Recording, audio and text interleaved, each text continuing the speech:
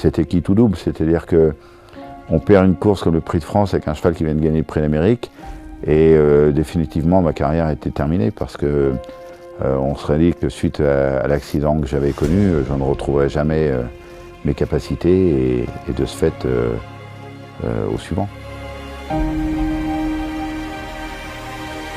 J'étais en train de me faire enlever du matériel dans ma jambe. Le cheval venait de remporter le Prix d'Amérique avec Franck Nibard.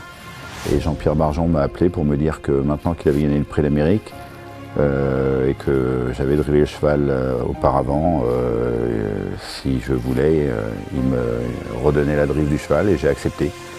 J'ai eu mon ami Pierre Lévesque qui lui était un petit peu anxieux parce que le cheval avait fait une vraie course pour remporter le Prix d'Amérique et à 15 jours, un grand cheval comme Maule, un petit peu plat, il avait peur que le cheval n'ait peut-être pas le temps nécessaire pour récupérer et recharger les batteries.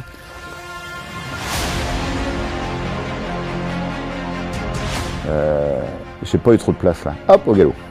Quand tu pars au galop dans un Prix de France, alors que tu as le numéro 5 qui est le meilleur numéro statistiquement pour la victoire, déjà tu te dis que tu es en train de faire un premier kilomètre beaucoup plus dur que ce que tu avais envisagé au départ. Et ensuite, il était excellent tête et corne, c'est un roc devant. À notre époque, c'est vraiment exceptionnel. Si vous regardez bien, je vais le commander tout en progression, c'est un excellent vireur le cheval.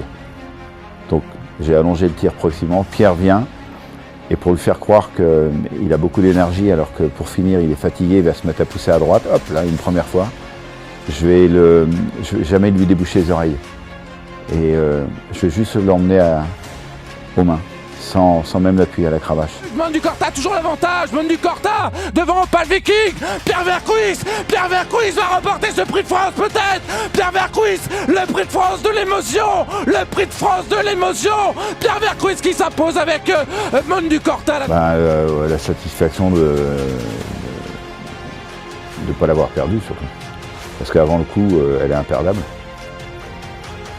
Et il n'y a pas de course imperdable parce que quand on est au galop, dans la descente, dans un départ Autostar, 9 chances sur 10 qu'on les rattrape jamais. Enfin, il y a une chose qu'il ne faut surtout pas oublier, c'est que dans la vie, c'est difficile de se remettre tout seul.